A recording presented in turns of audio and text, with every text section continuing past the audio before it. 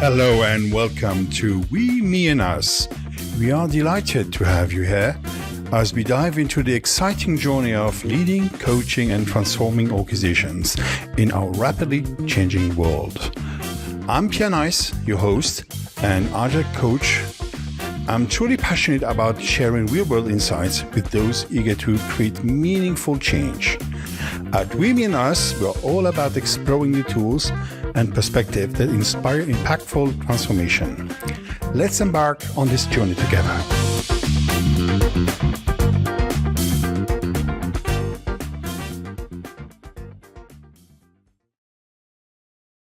Welcome in the We, Me and Us podcast. This is your host, Pierre Neis, and I'm really happy to welcome a good friend. I know it's tough to say good friend, but a very good partner in crime, my dear friend, Kashmir Birk.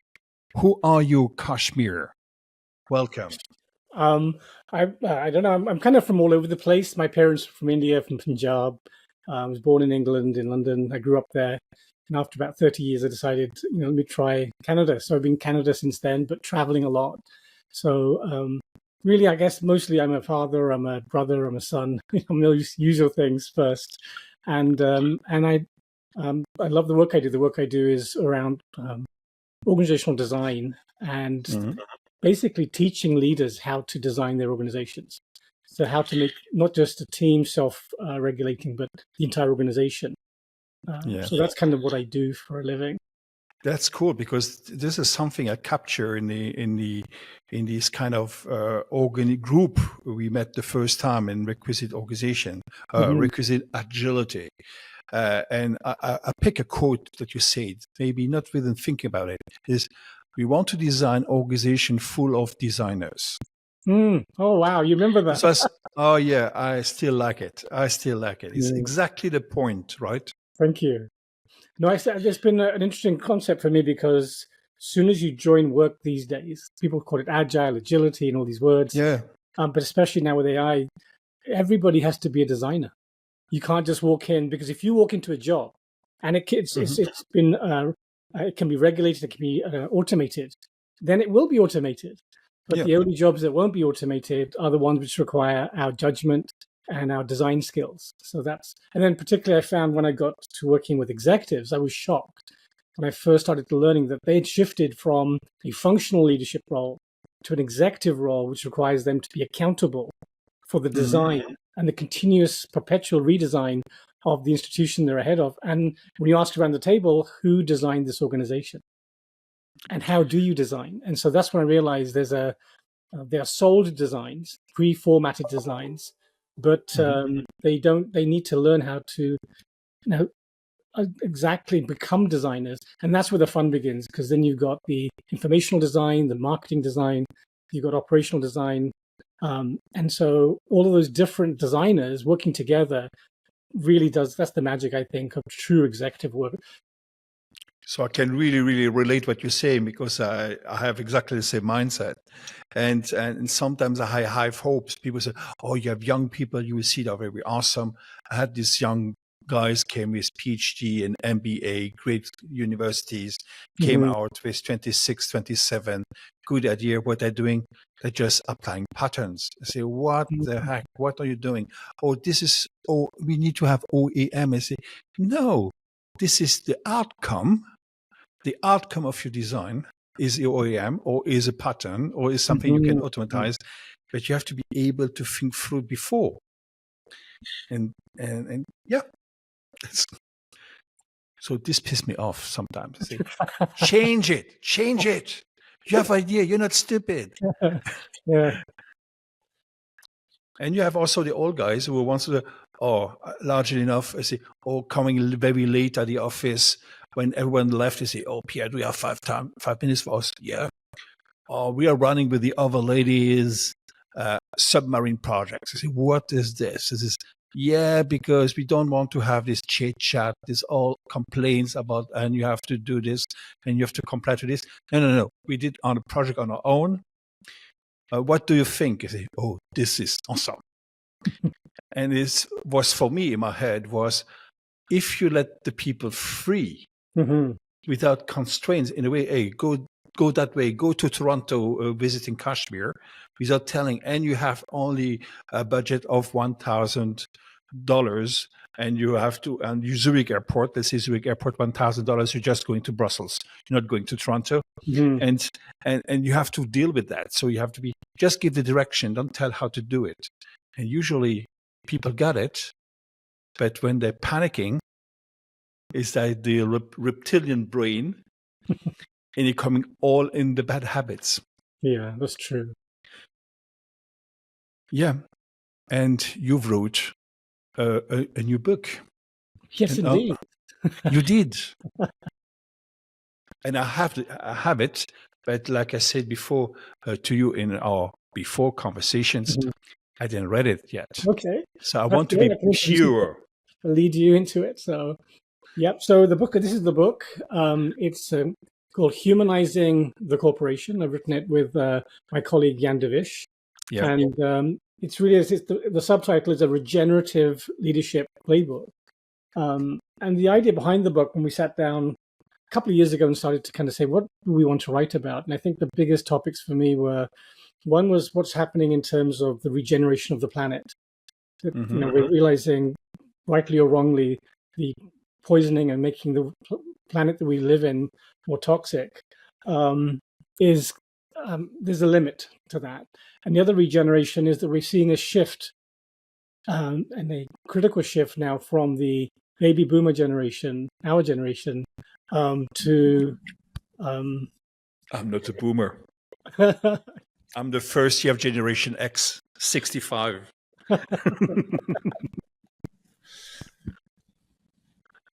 And sorry, I cut you. Yeah, no, it's so I guess part of it was I'm seeing the younger generations reacting differently to the industrial system that they've inherited from us. And so some have given up and just said, okay, fine, if we have to bully and fight and compete and apply toxic types of leadership to get ahead and to get higher, then we're going to do that. So some have already given up. Others have said, no, they've resigned. They've quietly resigned. They stay there and they say they've set up their own side hustles. They've set up their own gig economy. They don't trust institutions and corporations. So the question for the book that we asked ourselves is, what would be the viable alternative to the industrial system that we've set up? And essentially what we sat down and asked ourselves was that typically what you have is you have a system which consists of a series of subsystems. And that system really informs and shapes our mindset and our thinking and our decisions. And our sense-making and decisions then are applied in those systems. So we stepped back and said, let's look at what those systems are that generate and define culture. They define our production, our operations, and most of all, they define our leadership. And what we found, of course, is that typically and traditionally, that system was designed by typically one or two people, or designed by nobody, was just inherited. So this is how we do finance. This is how we do information management. This is how we do human resources. This is how we do marketing or operations. And then people just try to find better ways of doing the old system as opposed to re-examining the system. So Jan de Visch and I sat down and started saying, let's take apart the system and look at the subsystems that make up. And we started with a corporation, because the corporation's easy. Corporations, we have these false separation of private sector and public sector and social sector, and corporations drive all three. They are inevitably in our governments. They're inevitably in our social services, in our healthcare and education. So we said, let's focus in on corporations. How do we humanize a corporation? And so we just basically took the system of a corporation and said, let's break down the 7 or 8 subsystems. There are hundreds of subsystems. Let's pick out the 7 or 8 that drive 80, 90% of the overall system. So we looked at how do we do strategy? We looked at sustainability. What does that actually mean in practice? We looked at teamwork and agility and agile, and that whole shift to operational agility.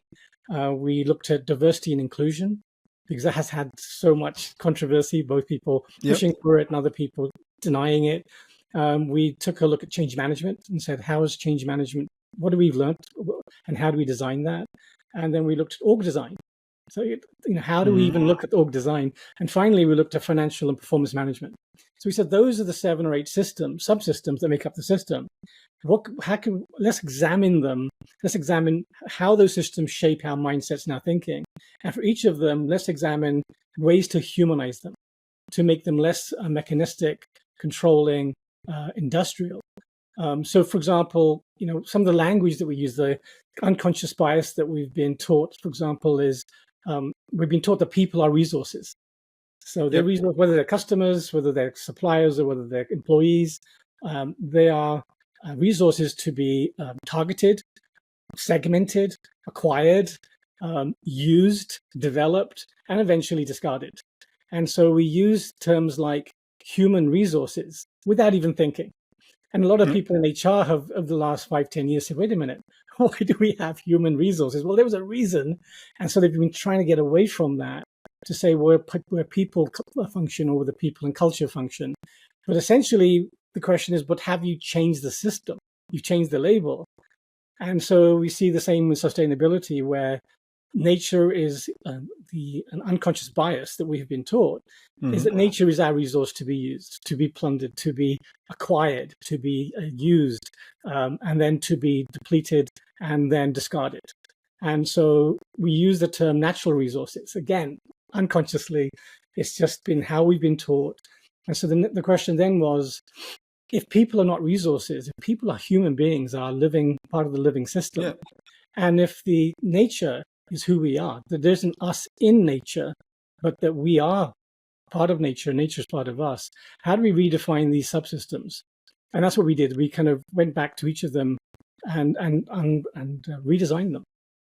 Well, that's pretty lovely. So with my current understanding, again, I didn't read the book. I will read it this weekend. So we actually were Wednesday evening.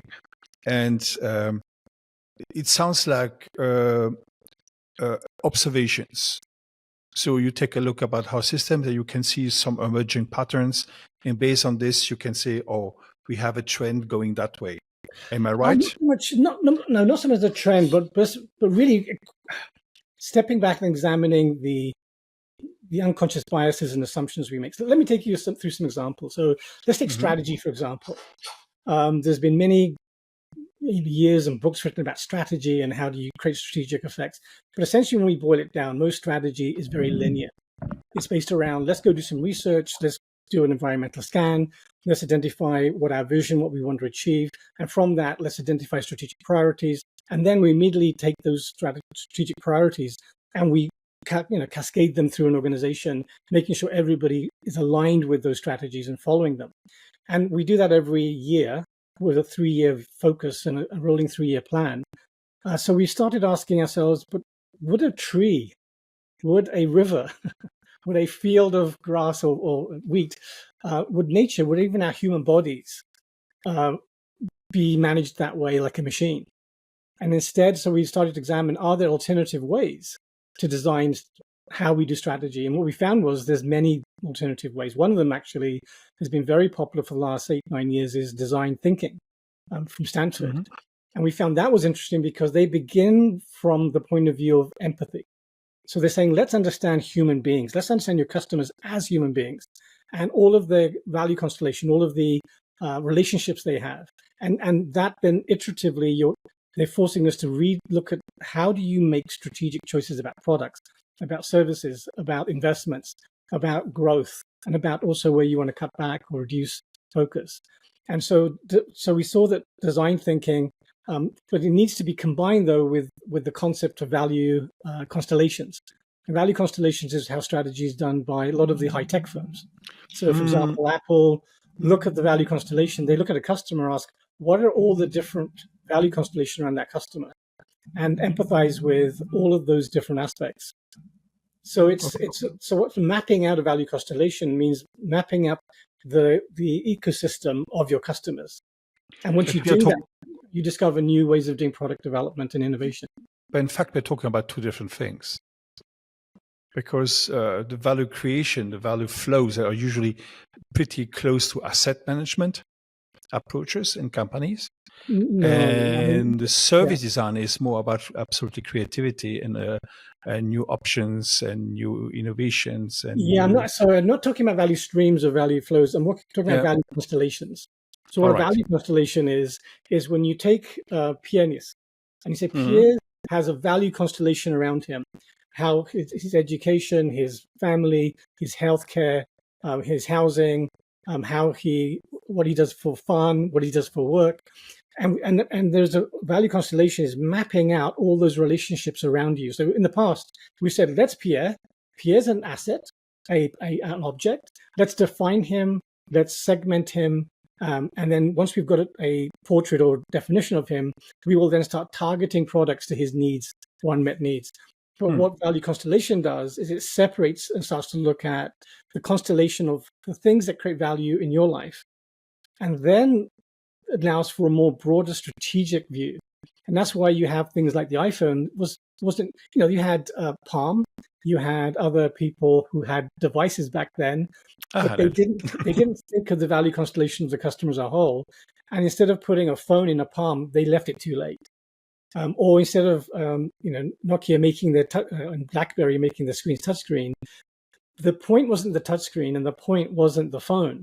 The point was that Apple at that point was looking at the value constellation of customers and saying, hey, they want music and they want to do business and they want to make phone calls and they want to have access to art and the internet and watch media and TV. The value constellation was mapped out, which became the basis of the strategic focus. So that's kind of an example of where in the book we take existing ways of thinking about strategy and really apply things that force people to think more holistically about what they're doing as opposed to just follow the procedures and rules of strategy development. Yeah, this is cool because it rings a bell because this is what I'm doing since the last 20 years. I'm a service designer at the beginning, where not only this, a huge part of it. And you're living in Toronto, and there's a good reference in service design, Tom Wojcik, he's from Toronto too, who create this Joe How to Make Toast. It's a facilitation game, helping to see the companies to see their value streams and to redesign their processes. And from a service design perspective, and I like this approach. Yeah, the other example that we take from taking a more design approach is how Toyota really moved away from value streams 20 years ago. So they really kind of focused in on efficiency, but what they realized was it's not enough to just optimize the value streams within your business. Yep. You've got to optimize the value streams of your suppliers and then supply network. And so they shifted the relationship with their suppliers to say, how do we work together to have an extended value stream? And so when they do, and what they do is they call it reciprocal empathy. So I am concerned about my supplier's profitability, and they're concerned about my profitability. Then we move away from a traditional capitalist approach, which is I win or you lose and I win, to a more ecosystemic capitalist approach. It's absolutely systemic. How do you look at how living systems work, and how do you make money out of that? And that's what we did. Essentially, we went through and did the research on organizations that applied those principles from nature to then not only create more profitability and reduce waste and cost and excess of investments, to focusing and also create an environment that is conducive to what the younger people and older people like us want to be treated as human beings. And that's what we brought together. Yeah, I like this approach. Yeah, systems and constellation. This is typically system thinking. Pretty much, okay, I avoid just talking about it. This is my biases. These are part of my biases. I'm thinking only this way. But I really like it, the way you tackle it is very close to what I'm thinking, because that's also the purpose of in the title of this podcast is We Mean Us. Mm-hmm. It's about systems. Right. Like the relationship you have with us is the company. Us, you have sympathy with the organization. You're not involved or you're not engaged at the same level, right? You have to have a we which create your safe to fail container, but you have people, your team watching your back also to Right. reduce the stress. And then you have there at this level, you have empathy. It's like recreating your own small family. And then your third level is the I, what's in with me. How do I interact with these people, with the we? How do I interact with the us? So it's part of, for those who are aware, supervision coaching approach. It is pretty much on a system thinking approach with systems and constellation. Are you in or out? Where are you? Exactly, yeah. And actually, so what we look at is we give tools for leaders to start asking themselves, first on three levels. Do we have alignment between that I, we, and us? Absolutely. Do we have alignment between ourselves and our value constellation? But alignment is a baseline. That just tells you, okay, so we've got all heading in the same direction. Then you have to move from alignment to integration. You've got to then have this reciprocal exchange of value creation. But even then, there's a third level from integration to regeneration. And regeneration is where we're starting to think about not just using the economy or nature as a resource, but what can we do to replenish and improve our ecosystem? Is this on the way? Tell me if I'm wrong. Is this on some kind of robustness of the system, or handing over to next generation system, so we have a continuous working system, or is that something else? It's really actually. Let me see. My lighting seems to. Let me try to move this around. Yeah, Sorry. it's way better. There we go. So, okay, repeat that question again. I just missed it. Forget that question. I lost the thread. Okay. Essentially, let me go back to the word regeneration. Yeah, please do. What happened was when we started to look at the research around sustainability, we found that there's been a shift from the industrial approach of using nature as a resource. Yeah. Then that's been shifted to sustainability. But if you think of the word sustainability, it's about taking the existing system and making sure it doesn't get any worse. So the system doesn't change. But what we try to do is we try to reduce carbon footprint. We try to reduce waste. We try to do more recycling. We try to use fewer plastics and get rid of straws and all kinds of bags. But what we're doing is we're just sustaining the existing system. So what happened was we then discovered over the last 15 years, there's been many ecologists and scientists who've gone back and asked, hey, why are we sustaining the existing system? What if we were to regenerate the system, regenerate the soil, regenerate the earth? So if we're clever enough to take over the planet, to own all life sources and use it, can't we regenerate the ecosystem that we're in?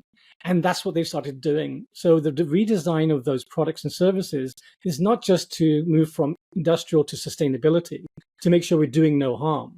It actually goes further to say, how do we regenerate our ecosystem? And that ecosystem could be both the earth and its natural resources that we call natural resources. Okay. But it also can be the communities that we serve and the people who make up our organization. So that's what regenerative economy is. Maybe I found a slogan for you is you have to move from a hunter generation to a harvester generation. Yes, harvester, yes. and part of that harvesting is making sure that we replenish the earth and the soil and the communities that we're in. So it's a shift in thinking. So I don't know if this will appear in your podcast properly, but here's a picture here. And so essentially what we're looking at is you have a system, and the system is generating the way that people make sense of it. Yeah. So, and then the way people make sense, their mindsets and our thinking is shaping the system. And so when we talk about these systems, what we've done is we then asked ourselves, okay, if the system is strategy or sustainability or change management or financial management or IT, whatever that system is, if that's the system, how can it be designed for regeneration? And how does it shift our sense making? How do we shift the way that we see things, understand things? How do we shift that mindset to a regenerative mindset? And so what we did is we've really gone out to research who has done this already. Because one of the vows that we made was, let's not put anything in the book that has not been tried, tested, and proven to be successful for at least 10 years. And we went across different sectors and different environments, and we've gathered together those regenerative approaches, which then move us beyond industrial, beyond sustainability, to a regenerative leadership. Well, it's quite interesting. It rings a bell for me, like giving a purpose to the company, which is not only a factory, which is something else. Right.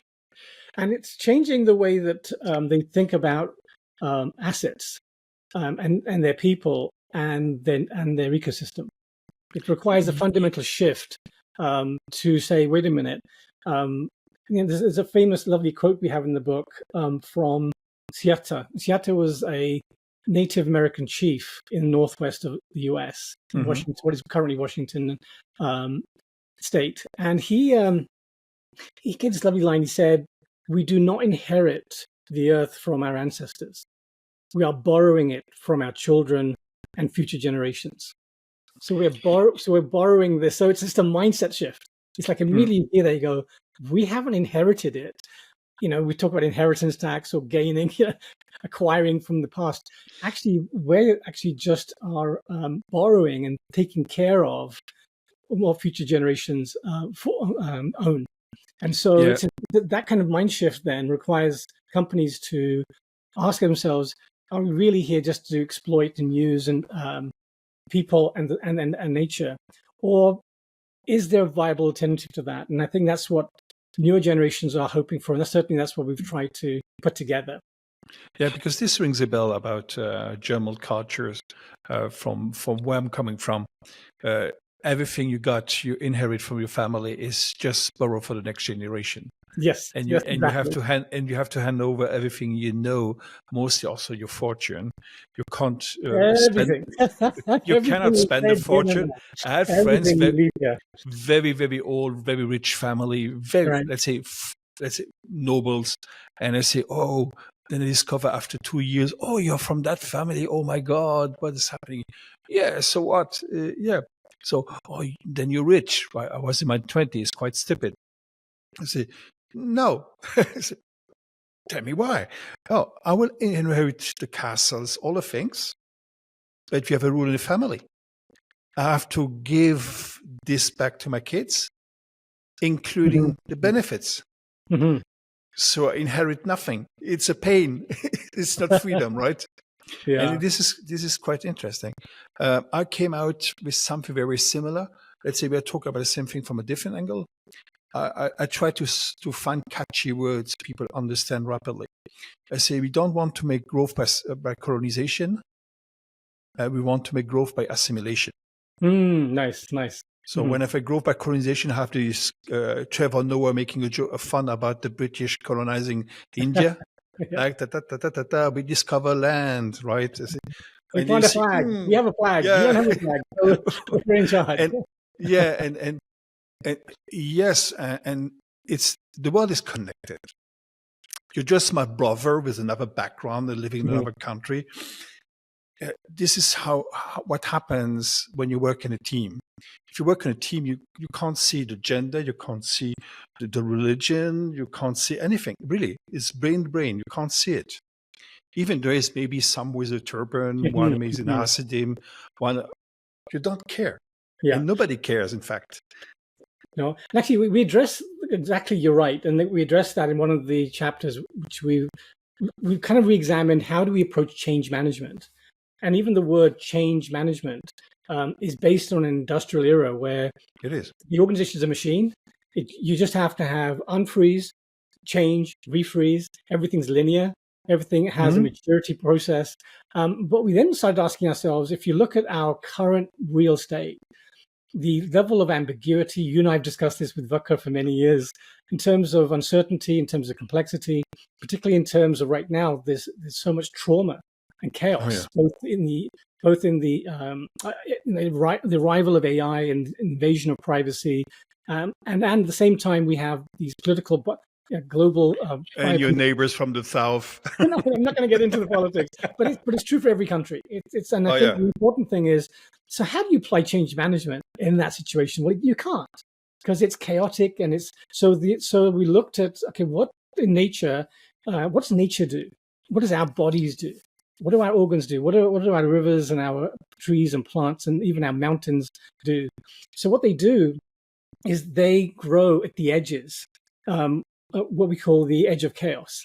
So between winter and summer, or spring, between spring and summer, at each edge, there's a transformation. That's where the transformation's occurring. Between the seashore and the sea, between where the plant, where the earth is, the soil is, and where the tree is. Each of those connection points, and you're exactly right. Our growth occurs not in me and not in you, but at the edges where we meet and where an exchange is taking place.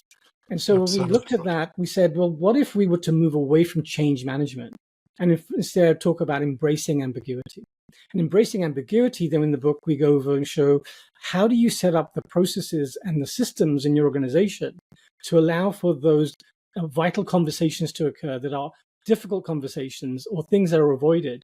And how do we get to those connection points? And how do you design for those connection points? And then having designed them, how do you skill people in being able to embrace ambiguity? So, for example, learning silence, learning the fact that ambiguity is not the end of just the end of something, it's the beginning of something else. Oh, yeah. And recognizing that a renaissance occurred in every culture when there's been a complete pandemic or a war or something that's completely torn them down. That's when a new birth occurs. That's when a renaissance occurs, a new way of thinking occurs. So again, it's part of it is reshifting our mindset about understanding things like change management and strategy and financial management and people management or human resource management and looking at a different way of thinking about them that is more natural and easy. And that's the other thing is once you start thinking in terms of regenerative approaches, things become actually easier because you don't have to memorize all these rules that you have to follow and all these steps you have to follow and all these stages that have to be overcome. You just become present. So when we're dealing with, for example, the current chaos and confusion, one of the things in embracing ambiguity is actually to step above the storm. Because a lot of people are in the storm and they're screaming and they're shouting both at each other. Other people have buried their heads under the sea and say, I'm just going to avoid it. I don't even want to know it's happening. But what if the third choice is we're able to rise above the storm? And the only way you can do that is through meditation and silence and through reflective action and deep, authentic conversations. But by rising above the cloud, you can actually see the storm and you can make choices. But we can't make choices when we're in the storm itself. So embracing ambiguity is really about presence. And it's an ancient skill that's involved in that. But we're just bringing it out the ancient, taking off the old, the dust off it and saying, here's ways in which you can deal with the current crisis or any crisis in your life. Yeah. Without this is the moment that you discover that a good friend of you have never read your book, right? Because my approach with the method I call AO is based on flocking behavior. Right. Yes. So 100% natural. Yeah. That's what flows in nature. Yes. Yeah, it's flow in nature. And you have to move out of the nest or the cage, which is the company, and you flow in a flock or maybe a swarm, it depends. And then group of people are gathering together, right, and then maybe separate for another flock. And you have also people, birds. You have the sallies. Sallies are the birds flying in the flock. And you have also gleaners, which are the birds getting out, doing something else, then coming back to the flock, moving out. But this bird in that space is the safe to fill container. Yeah. But the rules this to happen has to be absolutely simple. So it has to be natural. Yeah. Then you discover from multiple cultures, doesn't matter, it rings a bell for everyone. Right. And then you create purpose and sense of belonging. No, we actually have part of the book actually includes that very example of when geese are flying in that V shape. The goose who's at the front is the one that has to take most of the burden of the wind. So they're working the hardest, and the ones behind them are catching some of that, and the ones at the back are actually just gliding because the surge of the rest of the system that's been created. And then what happens is, as the one at the front gets tired, he or she moves around. And then we see this flurry, and now they move to the back where they can now relax. So there's an example in nature of a system, of an organization that is structured around reciprocal empathy, around mutual understanding and presence. And that system, so you can't separate the system from the being. And the same is true for organizations. Now imagine you've got a startup, or you're doing a turnaround of your business, or you're doing massive expansion. So now you start asking yourself, if I'm designing for perpetual design, so how do I design the system that allows it for self-regeneration? Now, we did that at the operational level with Agile. We created a very nice iterative process for creating self-regeneration through iterations and through reflections, reviews, and retrospectives. So that was really good. But then the mistake that they made was they took Agile and tried to scale it for the whole system. And so the fallacy is you can't scale Agile into institutional regenerative agility. You have to have a system for the organization. And that's what we try to do in the book, is to show for the system as a whole. So you're on my field here. When I say yes, but it's not the same one. Mm-hmm. It's not the same Agile. No. And the Agile at scale. So we had companies. We had Duncan Fletcher in the call, and then we have a lot of teams, nearly 5,000 teams. And so we want to scale, or let's make a proof of concept worldwide. You say, my God, they say, you can do it. Yeah, but this is not how you have to start. This is pretty complicated. It has nothing to do with software development. Absolutely nothing. It's completely systemic. It's about, and then you have to have, let's say, mature org designers, not even scholars, because most of the scholars are very nice. They're good observers. They're good for having an academic background and make on the paper, but they're not able to fix it. I have to give the book reference. This book has been shared by one of the lecturer from the ZHW, which is the org design university here in Winterthur. Is part of the ETH from Zurich. It's a performing organization model, the Swiss model. See that again? Let me write that down. Yeah, but I have it mostly in German, so we'll see if I find an English copy, I'll give you the link. Oh, please. And he analyzed the Swiss model as a very interesting part. So Swiss large, 2 centuries without war, absolutely direct democracy, pretty wealthy, and you understand that people are caring on the canton level. So canton is your district, because you can understand the boundaries. And they care less with the nation, with the let's say Switzerland, right? So where I'm living in Canton Zurich, people are caring about the Canton Zurich, right? And they're voting every 2 months. But what happened in Bern, which is the political capital or the administrative capital, they're voting every year for a new president. In fact, even nobody cares, right? but this is quite interesting. I think I was inspired. I have to test it. And this is when you have these large models, is the dynamics are not the same. But you have, let's say, the bigger the distance, let's say the bigger the surface of the company, you have to reinforce the we, my canton. I can engage until I understand the limits. It's like kids, the infants. You put the babies in the bed. They need to have this kind of fences at the bed. It's not to avoid them to fall down. It's just because they have very eyesight and they can see the limits. It reduces the fear. That's the same thing. Yeah. The larger the company, the bigger the fear.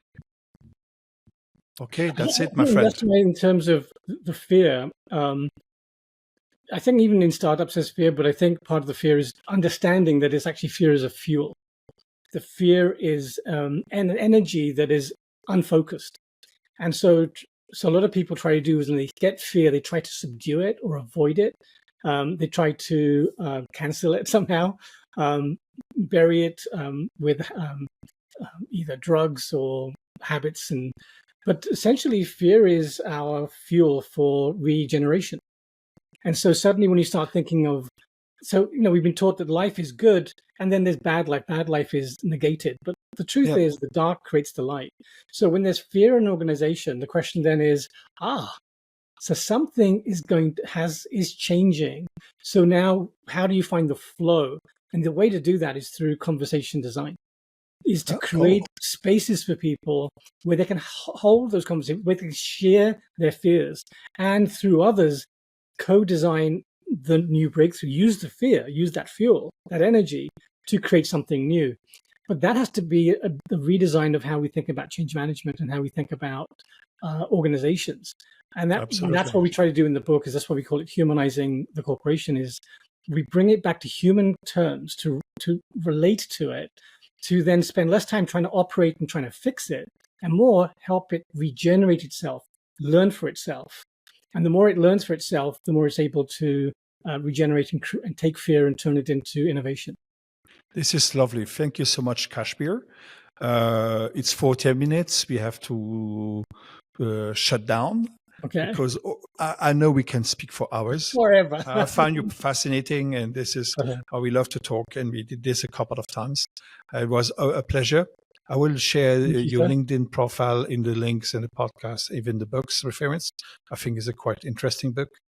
I will read it and I will send you my comments. I'm looking forward to your review, my brother. Yeah. It's like I say, I'm pretty too German when I make my comments on books. So it's has to be private, really. Or only if I'm really pissed off, then I make it public.